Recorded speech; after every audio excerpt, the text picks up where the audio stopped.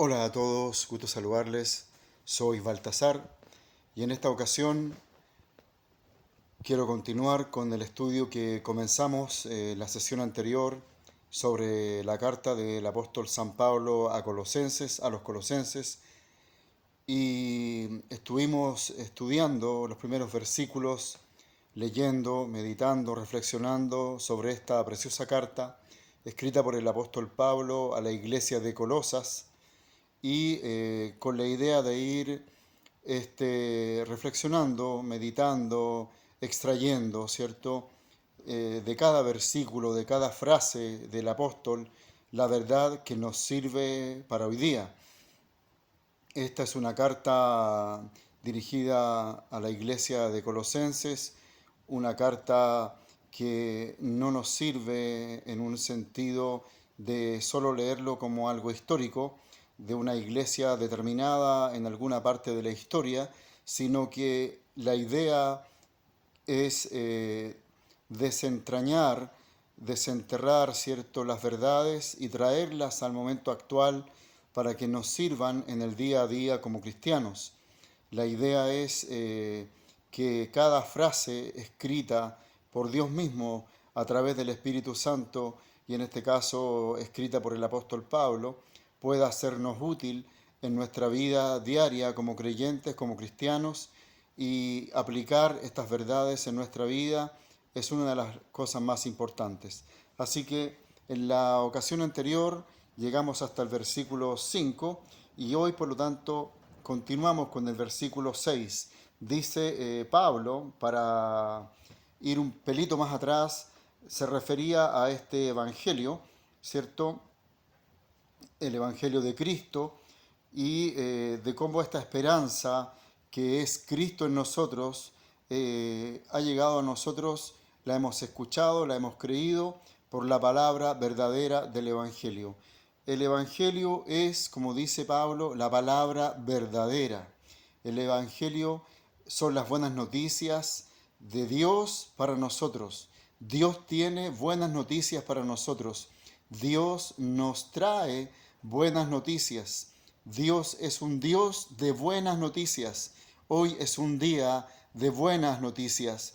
Y Pablo dice aquí en el versículo 6, que ha llegado hasta vosotros. ¿Qué es lo que ha llegado hasta vosotros? La palabra verdadera del Evangelio. Entonces, asumimos que esta palabra verdadera del Evangelio ha llegado hasta ti, ha llegado hasta mí, ha llegado hasta nosotros. Dice Pablo, así como a todo el mundo. Se refería a todo el mundo conocido en esa época, ¿cierto? Lo que se conocía de mundo hasta el minuto, hasta donde el horizonte en términos de conocimiento podía llegar para el apóstol. El Evangelio había llegado a muchos lugares, a muchos rincones, a muchas ciudades. Había sido esparcida la palabra por muchos lugares ya a esas alturas. Luego de la persecución, ¿cierto?, de los primeros cristianos, el Evangelio se expandió a diferentes regiones, y a través del apóstol Pablo las buenas noticias del Evangelio fueron llegando a otras ciudades, a otras latitudes. Por eso el apóstol se atreve aquí a decir que el Evangelio, la palabra verdadera del Evangelio, ha llegado a todo el mundo. Hoy día, en este siglo XXI, nosotros podemos decir que el Evangelio está presente en los 5 continentes. Sin embargo, según los estudios realizados por los misioneros, hay diferentes organizaciones misioneras a nivel mundial cuyo enfoque, cierto, es llevar el Evangelio de Cristo hasta los lugares más recónditos del planeta. Hay todavía lugares, y muchos, lamentablemente, donde aún el Evangelio no es conocido, no ha sido escuchado, no ha sido creído, y por lo tanto aún hay trabajo por hacer. Así que gracias, Señor, por las redes sociales, gracias, Señor, por todo lo que existe hoy día, que a través de medios digitales como YouTube, Facebook, Instagram y otros, ¿cierto? El Evangelio va llegando a diferentes lugares. Hay organizaciones misioneras, iglesias con visión misionera a través de todo el mundo que están en el propósito de alcanzar con el Evangelio de Cristo hasta los lugares más recónditos del mundo, los más lejanos, los más cerrados, y llevar esta palabra verdadera a esos lugares, porque entendemos y sabemos que la palabra verdadera del Evangelio es la que transforma nuestra vida, nuestro corazón, nuestra mente y nos da perspectiva de reino, nos da perspectiva de eternidad y pone a nuestro alcance las herramientas del cielo para poder vivir sobre la tierra. Y Pablo dice, para continuar, que esta palabra verdadera del Evangelio lleva fruto y crece también en vosotros. La idea es siempre que el Evangelio, la palabra, lleve fruto, que la palabra produzca un fruto, un resultado en ti y en mí. Si efectivamente comunicamos la verdad del Evangelio como debemos hacerlo, con la pasión, con el entendimiento, con el conocimiento, con la convicción necesarias, con la valentía requerida, entonces la palabra traerá ese fruto necesario en ti y en mí. La palabra debe producir un fruto, un resultado en tu vida y en la mía, un fruto que primero bendiga tu vida y luego a través de ti otros sean bendecidos por la bendición que tú estás experimentando, por la palabra que estás recibiendo en tu corazón, en tu vida. Lleva fruto, dice Pablo, lo da por hecho y crece también en vosotros. Entonces tengo dos preguntas que hacerte en este momento. Primero, ¿la palabra está llevando fruto en tu vida? ¿La palabra está produciendo algo en tu corazón? ¿La palabra está trayendo algún resultado en tu mente, en tus pensamientos, en tus emociones, en tus acciones? ¿La palabra está, como dice el apóstol aquí, creciendo en ti? ¿La palabra está desarrollándose en tu vida? Es algo a lo cual nosotros estamos llamados no solo a oír, sino que también estamos llamados a cuestionarnos, estamos llamados a reflexionar, estamos llamados a pensar, estamos llamados a reflexionar si la palabra efectivamente que yo escucho el día que voy a la iglesia o de la manera que yo la escuche está produciendo un resultado en mi vida, algo está pasando en mí, está creciendo esta palabra en mí, está sucediendo algo. Es algo a lo cual te llamo y me llamo también a reflexionar, a pensar, porque la palabra de Dios no vuelve vacía, nunca vuelve vacía. Dios dice que su palabra que sale de su boca no vuelve vacía, no vuelve vacía y cumple el cometido, el propósito para el cual fue enviada. Entonces, la pregunta de nuevo es, ¿la palabra está llevando fruto en tu vida? ¿Está produciendo un resultado? ¿La palabra está creciendo en tu vida? Como dice el apóstol cuando ora en más de una ocasión, ¿se está multiplicando la palabra en tu vida? ¿Está abundando la palabra en tu vida? Sigamos, pero reflexionemos. Desde el día que oísteis y conocisteis la gracia de Dios en verdad. Desde ese día que tú escuchaste y conociste la gracia de Dios en verdad, desde ese día la palabra debe estar produciendo un fruto y un crecimiento en tu vida. Si ha pasado un día, 10 días, un mes, un año, 5 años, 10 años, 20 o 30 o más años, la palabra debe estar produciendo un resultado en tu vida, un crecimiento, un desarrollo, porque la palabra no vuelve vacía. Pablo dice, desde ese día en que tú escuchaste y conociste la gracia de Dios en verdad, oír, como dijimos en alguna enseñanza más atrás, Este oír es un oír con fe. Yo escucho y creo. Y si acompaño fe en lo que escucho, entonces mi fe aumenta, mi fe crece como un músculo y se desarrolla. Y este conocimiento del cual habla Pablo no es meramente un conocimiento intelectual, no es meramente un saber como cuando uno simplemente sabe algo, sino que es un conocimiento experiencial. Dios te llama, me llama a un conocimiento experimental o experiencial de Él, de su presencia, de su gloria, de su amor, de su gracia, como dice el apóstol Pablo aquí. ¿Conoces la gracia de Dios de verdad? ¿La conoces? ¿La experimentas? ¿La vives? ¿La sientes?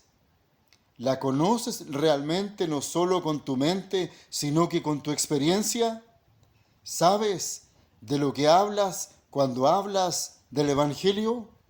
¿Sabes de lo que hablas cuando hablas de Dios? ¿Sabes que hablas de un Dios grande y poderoso?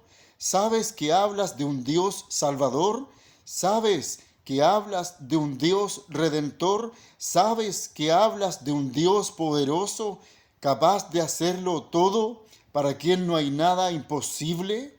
¿Conoces no solo intelectualmente, sino que por experiencia el poder de Dios, como dice Pablo aquí, la gracia de Dios en verdad, el favor inmerecido de Dios, ¿lo conoces en verdad? Un día escuchaste, un día oíste, y desde ese día la palabra debe estar produciendo un resultado en tu vida, un crecimiento, un desarrollo, y tu experiencia de Dios debe estar en aumento, debe estar en progreso.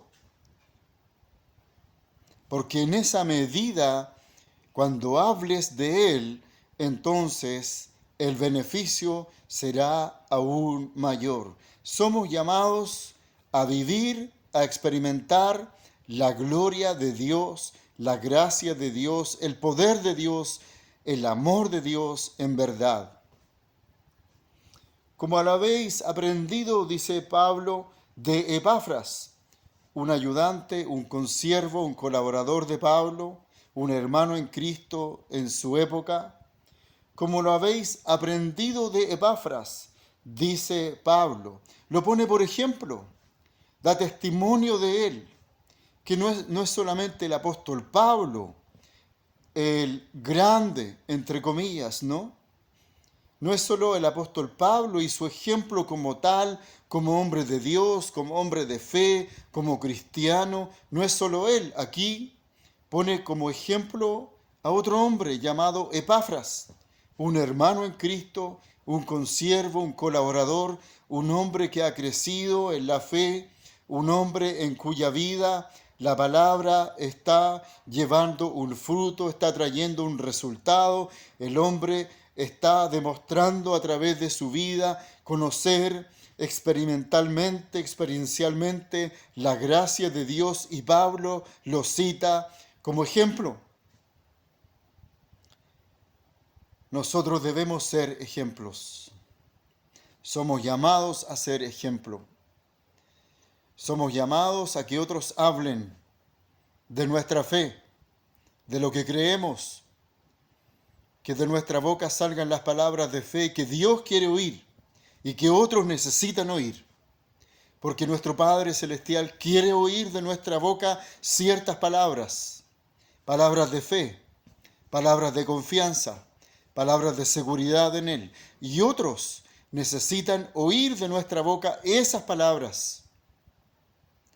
Porque el mundo necesita fe, porque el mundo necesita seguridad, porque el mundo necesita oír que alguien tiene convicciones, sobre todo en el poder de Dios. Y Pablo cita a Epafras aquí. ¿Quién te cita a ti? ¿Hay alguien que te cite a ti? ¿Hay alguien que te nombre? ¿Hay alguien que te ponga, por ejemplo? ¿Hay alguien que diga de ti, esta persona es una persona de fe? ¿Esta mujer es una mujer de fe? ¿Este hombre es un hombre de fe? ¿Hay alguien que pueda citarte a ti? ¿Hay alguien que pueda ponerte, por ejemplo? ¿Hay alguien que pueda poner tu fe como ejemplo? Pablo dice de Epafras aquí que es un fiel ministro de Cristo para vosotros. Epafras es entonces, en este momento en que Pablo lo cita y lo nombra, un fiel ministro de Cristo, un hombre fiel, un ministro de Cristo. ¿Qué significa eso? Ministro significa siervo, alguien que sirve. Pablo dice que Epafras es un ministro de Cristo, un siervo de Cristo, alguien que sirve a Cristo.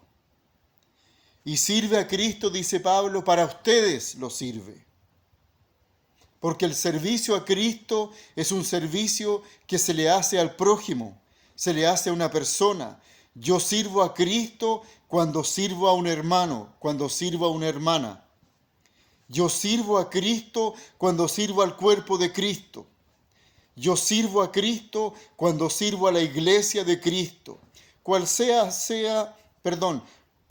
sea mi servicio a la iglesia de Cristo, es un servicio a Cristo. Repito, yo sirvo a Cristo sirviendo a la iglesia de Cristo, sirviendo a mis hermanos, sirviendo al cuerpo, sirviendo al prójimo. Pablo dice que Epafras es un fiel ministro de Cristo. No es solo ministro, sino que es además un ministro fiel, alguien confiable. ¿Eres confiable? ¿Eres una ministro de Cristo confiable? ¿Eres un fiel ministro de Cristo, una fiel ministro de Cristo? ¿Eres una sierva de Cristo? Pero además de ser sierva, además de ser siervo, ¿eres fiel? ¿Se puede confiar en ti? ¿Alguien podría testificar de esa manera de tu vida, de tu persona? Decir que no solo eres siervo o sierva, sino que además eres fiel. ¿Alguien puede decirlo de ti? ¿Alguien puede decirlo de mí? Decir, esta persona es confiable, no solo sirve a Cristo, sino que se puede confiar en esta persona. Hoy estamos reflexionando en esta carta de Pablo a los colosenses. Quien también, dice Pablo, refiriéndose a Epafras, nos ha declarado vuestro amor en el Espíritu. Pablo dice que Epafras, además, ha declarado, ha testificado el amor de los colosenses en el Espíritu Santo hacia los apóstoles.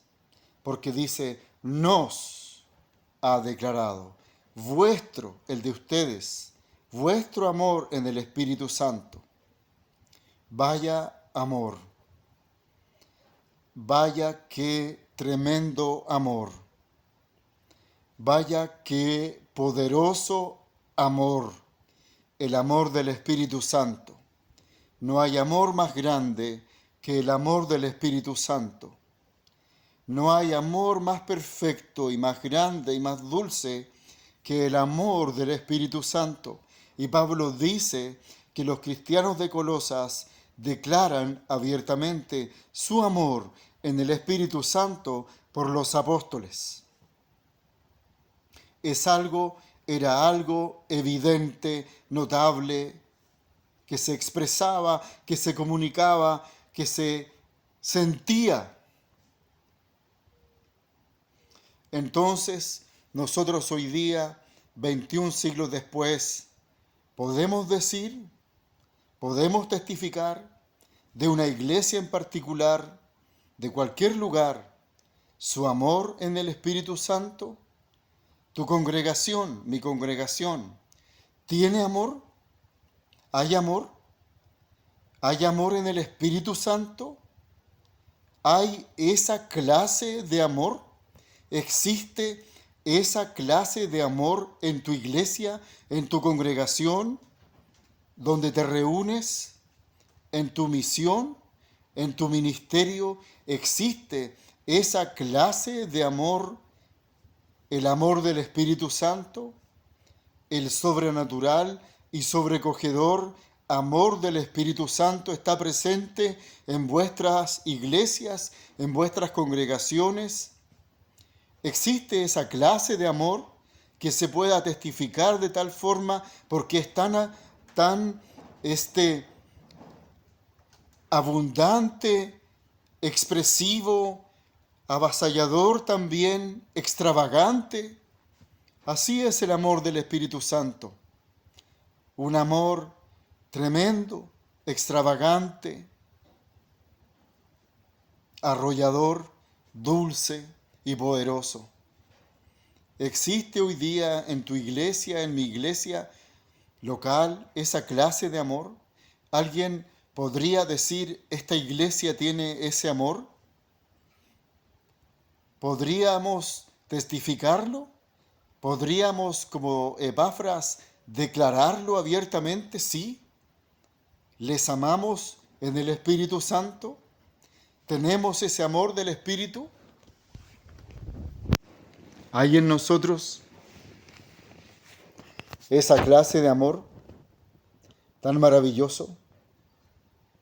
Pablo dice que Epafras declaraba el amor de los colosenses por los apóstoles, pero no un simple amor, no un amor humano, no un amor limitado, sino que su amor en el Espíritu Santo, un amor que no nace en el corazón del hombre o de la mujer, sino que nace en el corazón ilimitado de un Dios todopoderoso, nace en el corazón del cielo y a través del Espíritu Santo se expresa aquí entre nosotros el amor del Espíritu.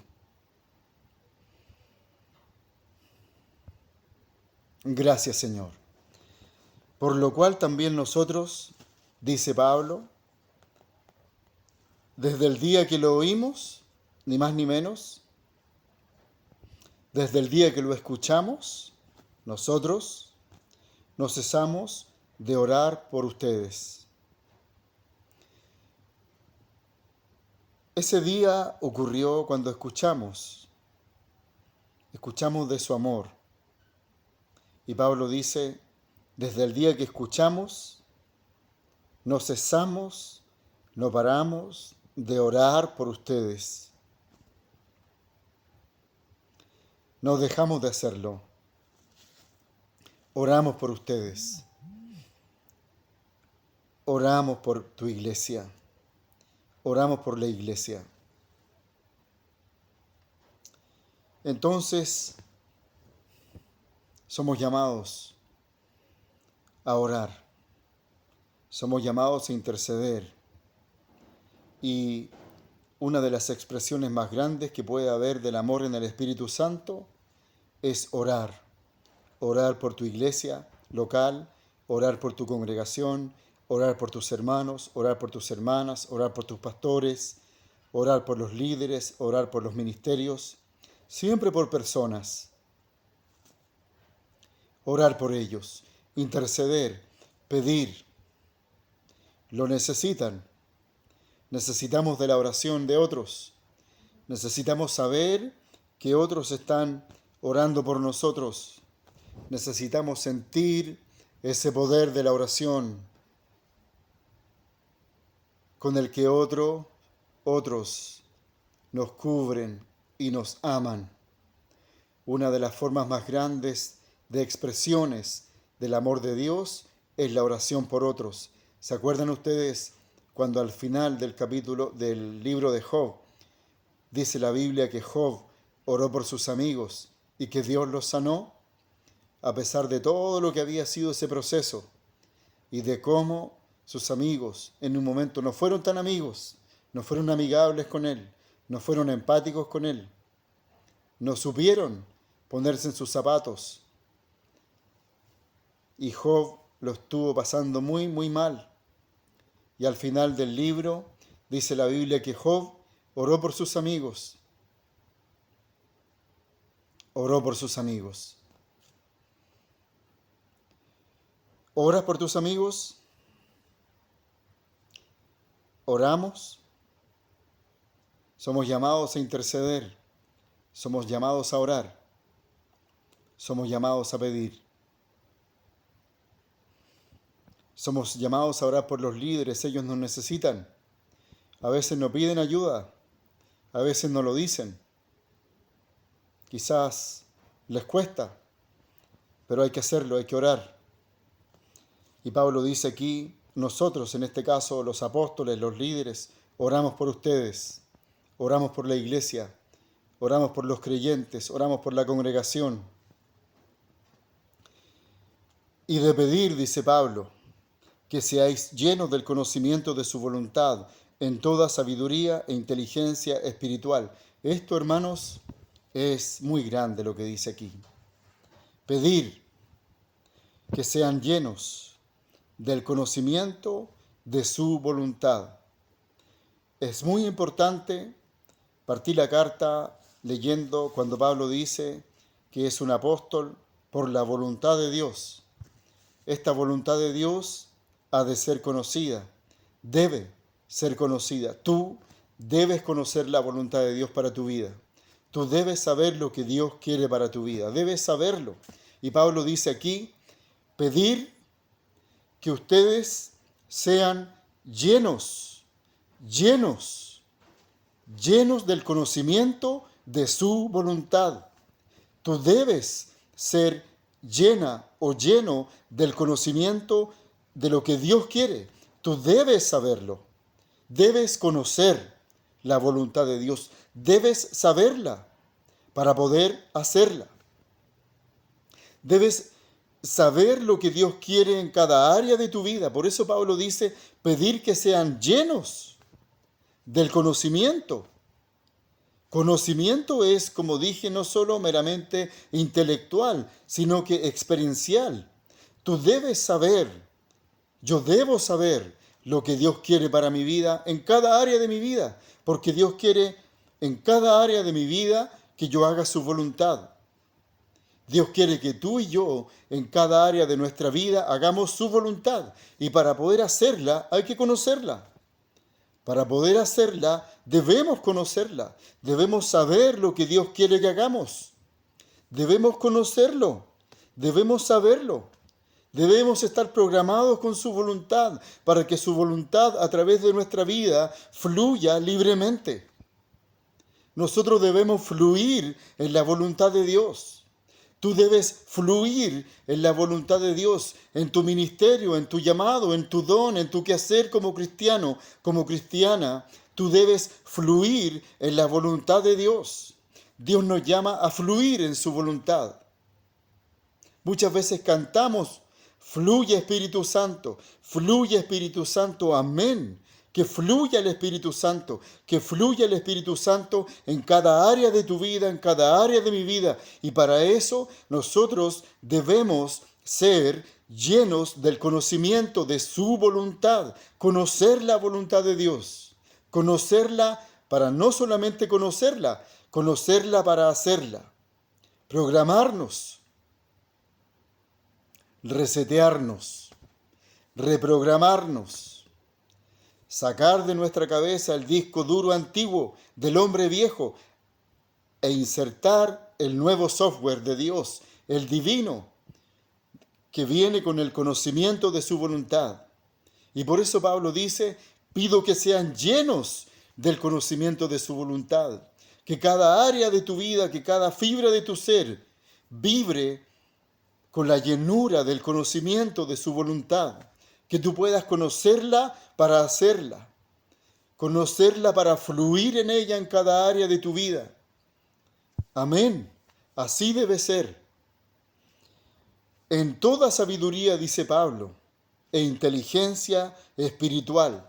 Usa dos palabras que son sinónimas: sabiduría, inteligencia espiritual. ¿De qué estamos hablando aquí? De un conocimiento, de una sabiduría, de una inteligencia espiritual. Hablamos de la sabiduría del cielo, la cual, dice la Biblia, ninguno de los príncipes de este mundo conoció. Hablamos de la sabiduría eterna, de la sabiduría del cielo, de la sabiduría celestial. Hablamos de la inteligencia divina. Eres hija, eres hijo del divino ser, del Dios viviente. Eres hija, eres hijo del Dios todopoderoso. Eres hija, eres hijo, yo soy hijo de la máxima inteligencia del universo llamado Dios. Tú eres hija, tú eres hijo de la máxima inteligencia del universo llamado Dios. Y aquí hablamos de la sabiduría, de la inteligencia, del conocimiento celestial, de la inteligencia divina, del entendimiento celestial. Tú debes tener en tu mente, en tu corazón, inteligencia divina, conocimiento divino, sabiduría celestial. No, como dice Santiago, la sabiduría de este mundo, no la sabiduría terrenal, animal, diabólica, que no produce buenos resultados. Esa sabiduría no es del cielo, dice el apóstol Santiago en su carta. Aquí estamos hablando de una sabiduría superior, de una inteligencia superior, de un conocimiento superior, de la sabiduría de Dios, de la inteligencia divina. Debemos llenarnos de este conocimiento, de esta inteligencia, de esta sabiduría. Debemos fluir en ella. Esta inteligencia tiene que fluir a través de nosotros. Debe fluir a través de ti, a través de tu vida. Cuando abres tu boca, debe fluir en esta sabiduría, en este conocimiento, en esta inteligencia. Y vivirlo. Vivir la voluntad de Dios, fluir en la voluntad de Dios de un modo natural, naturalmente sobrenatural, sobrenaturalmente natural. Debemos fluir en esta sabiduría, en esta voluntad. Debe ser natural, en el quehacer diario, poco a poco. La vida se transforma y se convierte en lo que Dios quiso siempre que nosotros fuéramos, dignos representantes del Dios Todopoderoso. Como en el huerto antes de la caída, el hombre sojuzgando, cogobernando con Dios, haciendo su voluntad perfecta, siendo restaurados a lo que inicialmente fue la voluntad de Dios. Voy a ir cerrando ya con este versículo, el versículo 10, dice Pablo, para que andéis, para que caminéis, para que viváis, para que transites por este mundo, para que camines por esta tierra, para que andemos por esta vida, para que caminemos los caminos de la vida de Dios. ¿Cómo?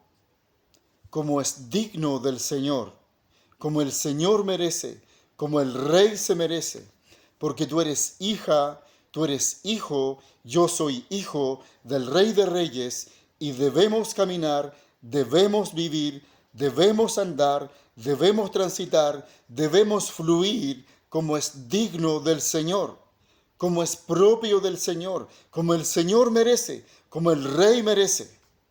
Así debe ser nuestro caminar. Si tropezamos y caemos, si fallamos en un momento, el Señor es fiel para levantarnos.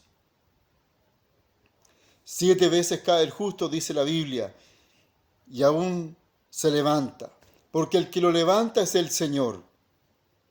Y nosotros debemos caminar, debemos vivir, debemos fluir como es digno del Señor, como el Señor merece. Él es el Señor de señores, Él es el Rey de reyes. Tú eres hija del Rey, tú eres hijo del Rey, yo soy hijo del Rey de reyes, y debemos vivir como es digno del Señor, como el Señor se merece, porque este es un reino.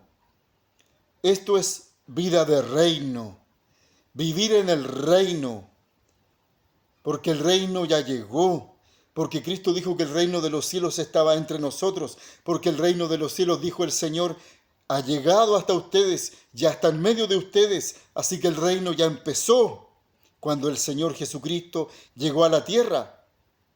Nosotros ya debemos vivir una vida de reino, donde nuestro Rey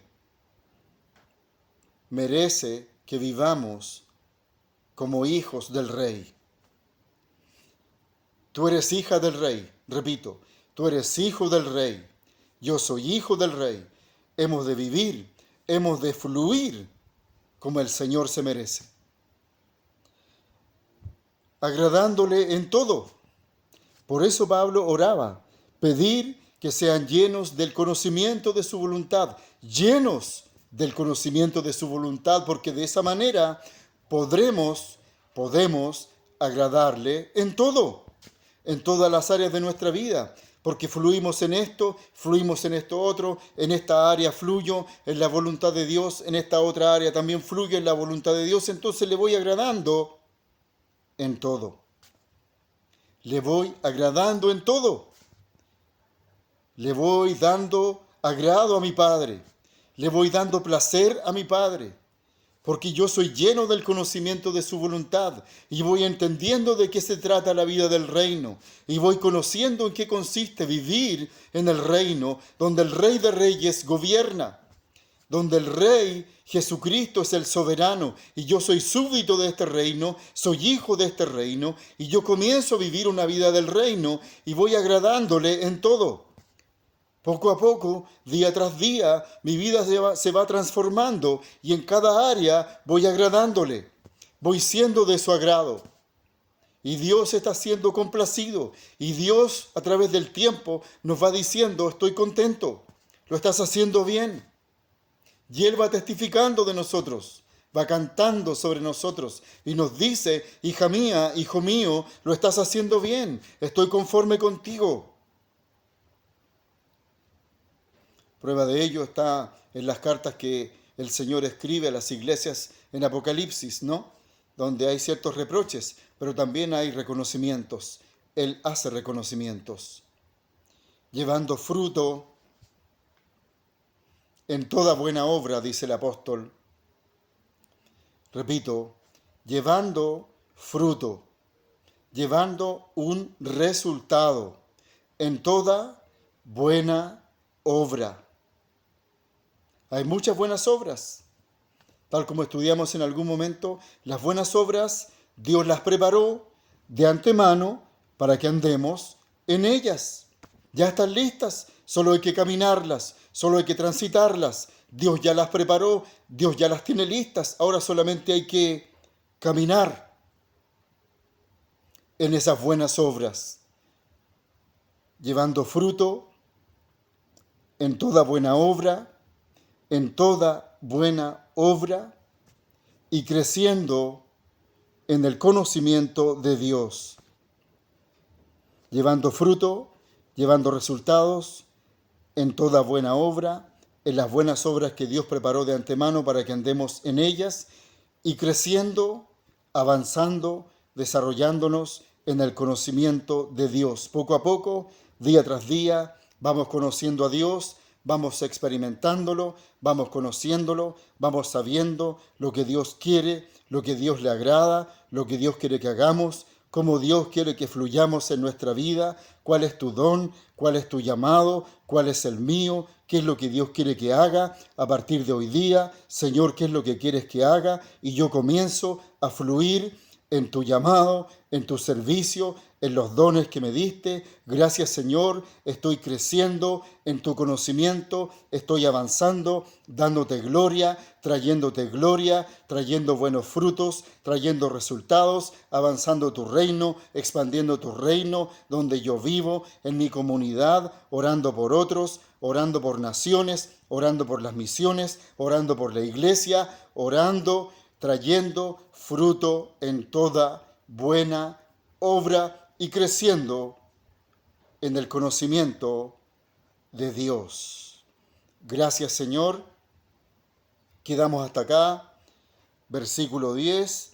Hasta ahí llegamos hoy día en esta carta del apóstol Pablo a Colosenses.